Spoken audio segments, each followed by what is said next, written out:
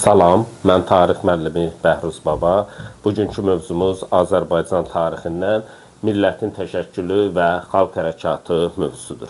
Bilirik ki, 19-cu əsrdə Azərbaycan Çar Rusiyası tərəfindən işğal edilmişdi. 1828-ci ildə Türkmənçay müqaviləsinin imzalanması ilə Azərbaycan torpaqlarının Rusiya tərəfindən işğalı prosesi başa çatdırıldı. Rusiya Azərbaycan torpaqlarını işğal etdikdən sonra özünə məxsus müstəmləkə siyasəti yeridirdi. Çarizmin bu dövrdə yeritdiyi siyasətlərdən biri də Azərbaycan xalqının milli kimliyini unutturmaq siyasətidir. Hələ bu müstəmləkəçilik siyasətinin bir növ təzahürlərindən biri idi. Necə siyasət yeridirdi? Milli və dini ayrı-seçkilik siyasəti yeridirdi. Burada əsasən bu dövrdə Ruslar bu torpaqları işğal etdikdən sonra Rus dili dövlət dili səviyyəsinə qaldırılmışdı. Yerli əhalinin öz ana dilindən istifadə etməsinə belə məhdudiyyətlər gətirilmişdi.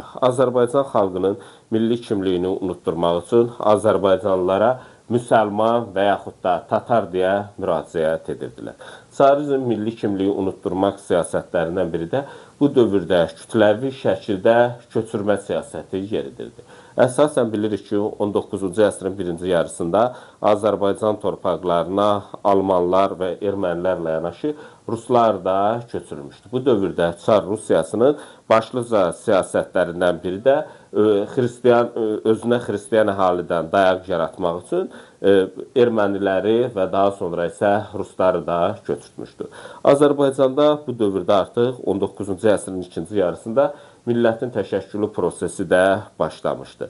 Bu da Şimali Azərbaycanda millətin artıq 19-cu əsrin ikinci yarısında millətin təşəkkülü prosesi baş verdi.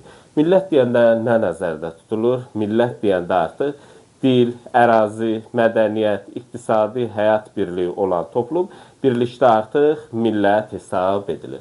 Bu amillər Azərbaycanda millətin formalaşmasına təkan verdi.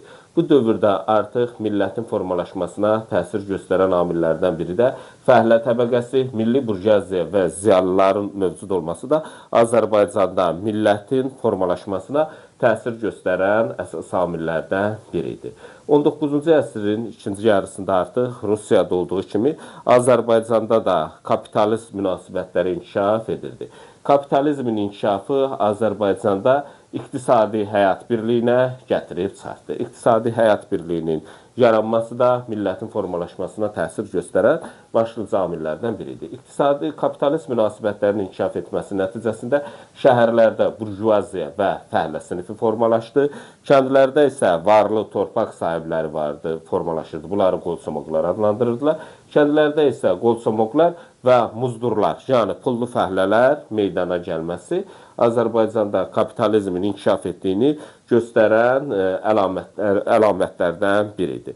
Bu dövrdə ölkəyə küllü miqdarda kapitalın gəlməsi bildirdi ki, mədəniyyətin inkişafına, yeni ziyalıların formalaşmasına təkan verdi. Bütün bunlar isə Azərbaycan xalqının millətə çevrilməsi prosesində mühüm rol oynadı. Ancaq bu dövrdə Azərbaycan millətinin formalaşmasının özünə məxsus xüsusiyyətləri vardı. Nələrdir bu xüsusiyyətlər? Bilirik ki, 1828-ci ildə Türkmənçay müqaviləsi əsasında Azərbaycan iki yerə parçalanmışdı. Şimali Azərbaycan, Cənubi Azərbaycan. Şimali Azərbaycan Qacarlardır. Şimali Azərbaycan Rusiyanın müstəmləkəsi idi. Cənubi Azərbaycan isə Qacarlar dövlətinin müstəmləkəsi idi. İkincisi isə Azərbaycan ayrıca Rusiyanın müstəmləkəsi idi.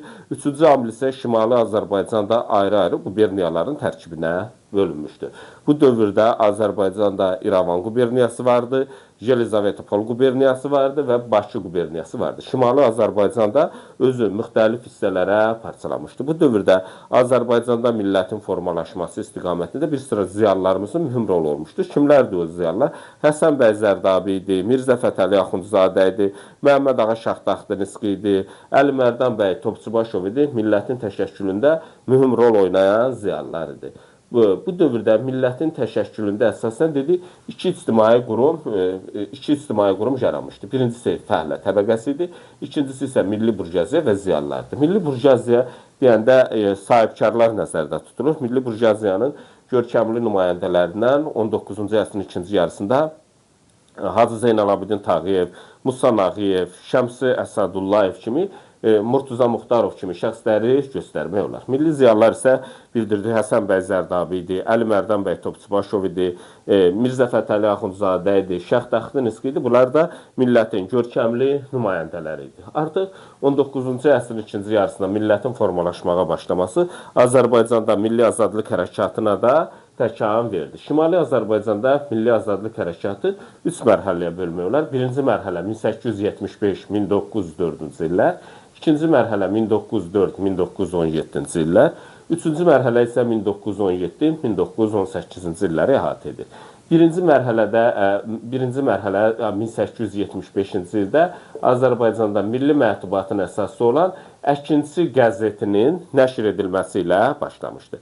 Əkinçi qəzeti nəşrə başlayıb 1875-ci ildə. Birinci mərhələdə qarşıya qoyulan əsas istiqamətlər nələrdir? Milli şüuru inkişaf etdirmək, milli dili inkişaf etdirmək və xalqı maarifləndirməkdən ibarət edir. Birinci mərhələnin başlıcası milli şüuru oyatmaq, milli dili inkişaf etdirmək və xalqı maarifləndirməkdən ibarət edir. Bu dövrdə artıq ilk dəfə millət anlayışı işlədilmişdi. İlk dəfə millət anlayışının işlədilməsi Mirzə Fətəli Axundovun adı ilə bağlıdır. Yəni, Mirzə Fətəli Axundzadə ilk dəfə millət anlayışını işlətmişdi. Artıq bu dövrdə Azərbaycan milləti ifadəsi də işlədilmişdi.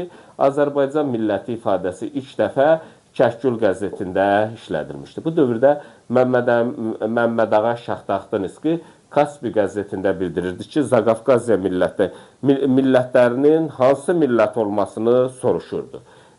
Azərbaycanda milli azadlıq hərəkatının ikinci mərhələsi 1904-cü ildən 1917-ci ilə qədər olan dövrü əhatə edir. Bu dövrdə əsasən türkləşmək, İslamlaşmaq və müasirləşmək şüarı irəli sürmüşdü. Bu müəllif kimidir? Əli bəy Hüseynzadə idi bu şüarın müəllifi. Hüseynzadə. O, Avropa kimi inkişafımızı istəyirdi. Bildirirdi ki, türkləşək, İslamlaşaq və müasir Avropa mədəniyyətinə yiyələnək. Bu siyasi fikri Əli bəy Hüseynzadə irəli sürsə də, ancaq siyasi doktrina şəklində həyata keçirdən Məmməd Əmin Rəsulzadə olmuşdur. Bu dövrdə Azərbaycanda 19-cu əsrin dərsimizin ikinci hissəsi xalq hərəkatıdır. 19-cu əsrin ikinci yarısında Azərbaycanda xalq azadlıq hərəkatı da baş vermişdi. O, istər 19-cu əsrin 30-cu illərində, o istərsə də 19-cu əsrin 60-cı illərində Azərbaycanda Çarizmin milli müstəmləkə zülmünə qarşı Azərbaycanda bir sıra üsyanlar baş vermişdi. Bu dövrdə narazı regionlardan biri Zakatala zonası idi. Artıq Zakatala dairəsi Çar hökuməti tərəfindən 1860-cı ildə yaranmışdı. Zakatala dairəsində əhali kifayət qədər Çar hakimiyyətinin siyasətindən narazı idi. 1863-cü ildə Gürcüstanda kəndli islahatına keçirilməsi prosesi başladı. Gürcüstanda kəndli islahatının keçirilməsi Zakatala dairəsindən narazılığa səbəb oldu. Ona görə də Çar hökuməti tərəfindən Zakatalaya hökumət komissiyası göndərilmişdi. Bu dövrdə gələn komissiyanın tərkibi əsasən bunlar nə istəyirdi? Bunlar istəyirdi ki, İngiloy və Muğallara keşkə sahiblərinin asılılığından azad etsinlər. Keşkə sahibləri kim idi? Torpaq sahibləri idi. İngiloylar və Muğallar isə keşkə sahiblərinin nəzarəti altında işləyirdilər. İngiloylar qədim Albanların İslamı qəbul etmiş nəsillərdir. Muğallar isə buranın qədim türk dilli tayfaları sayılır. Ancaq keşkə sahibləri İngiloy və Muğalları azad etmək istəmirdilər. Bu dövrdə Zakatalada üsyan başladı 1863-cü ildə. Zakatalada bu dövrdə üsyanın başlamasının səbəbi nə idi? Milli və dini zülm idi, Çar hökumətinin xristiyanlaşdırma siyasəti idi, məmurların özbaşınalığı idi, vergi və mükəlləfiyyətlərin ağırlığı idi, keşkə sahiblərinin narazılığı idi, Gürcüstanda islahatın keçirilməsi əhalinin narazılığının səbəblərindən biridir və bu amillər Zaqatalada üsyanın başlamasına gətirib çıxartdı. Zaqatala üsyanının rəhbəri Hacı Murtuz olmuşdu. Hacı Murtuz da əvvəllər Çar ordusunda xidmət etmiş zabitlərdən biri olmuşdu. Demək olar ki, Zaqatala üsyanında əhalinin bütün təbəqələri iştirak edirdi. Kəndlərlə yanaşı Keşkə sahibləri, İngiloylar, Muğallar da iştirak edirdi. Hətta bu zaman üsyançılar Osmanlı dövləti və Şimali Qafqazda dağlı hərəkatının nümayəndələri ilə də əlaqə saxlayırdılar. Ancaq Zaqatala üsyanı Zaqatala qalasına hücumla başladı. Ancaq Zaqatala üsyanı da məğlub oldu. Zaqatala üsyanının məğlub olmasının səbəbi nə idi? Üsyanın məğlub olmasının səbəbi üsyan lokal xarakter daşıyırdı, yerli xarakter daşıyırdı, qeyri-mütəşəkkil idi, vahid plan və məqsədləri yox idi. Rus ordusu kifayət qədər güclü idi. Bunların zəif silahlanmaları sözsüz ki, üsyanın məğlub olmasının səbəbləridir. Yəni 30-cu illərdəki üsyanlarla bu üsyanın məğlub olması səbəbləri demək olar ki, eynidir. Bu dövrdə artıq Azərbaycanda kəndli hərəkatı da baş verirdi. Kəndli hərəkatının bu dövrdə bir neçə forması vardı. 19-cu əsrin 70-ci illərində bilirik ki, 1870-ci illərdə islahatlar keçirildi. Lakin 1870-ci ildə keçirilən islahatlar tam şəkildə əhalini qane etmədi. Bu dövrdə də bu da əhalinin narazılığına səbəb oldu. Kəndli hərəkatının səbəbləri nələrdir? Rus kəndlərinin köçürülməsinin davam etməsi, bu da kəndlilərin torpaqsızlaşmasına gətirib çıxardırdı və həm də bir qism kəndlilər az torpaqlı idi. Vergi və mükəlləfiyyətlərin ağırlığı, müstəmləkə zülmü kəndli hərəkatının səbəbləri idi. Bu dövrdə kəndli hərəkatının, mübarizənin bir sıra formaları vardı. Mübarizə formaları nələrdir? Mübarizə formaları vergi və mükəlləfiyyətləri icra etməkdən, ödəməkdən imtina edirdilər. Bəylərin, ağaların evlərinə hücumlar edirdilər, şikayət ərizələri yazırdılar. Mübarizə formaları bunlardır. Bu dövrdə Azərbaycanda qaçaqçılıq hərəkatı da yayılmışdı. Qaçaqçılıq hərəkatı əsasən 19-cu əsrin son rübündə geniş xarakter almışdı. Bunlar həm yerli feodallara qarşı, həm də Rus müstəmləkəçiliyinin özbaşınalığına qarşı mübarizə aparırdılar. Bu qaçaqçılıq hərəkatını həm də bu mübarizənin üzvlərini həm də xalq intiqamçıları adlandırdılar. Kimlərdir? Qaçaq Nəbi idi, Qaçaq Kərəm idi, Dəli Alı idi. Qaçaq Nəbi Zəngəzur qəzasında qaçaqçılıq fəaliyyəti ilə məşğul olmuşdu. Qaçaq Kərəm Qazax qəzasında qaçaqçılıq hərəkatı ilə məşğul olmuşdu. Dəli Alı da Yelizavetpolda qaçaqçılıq hərəkatı ilə məşğul olmuşdu.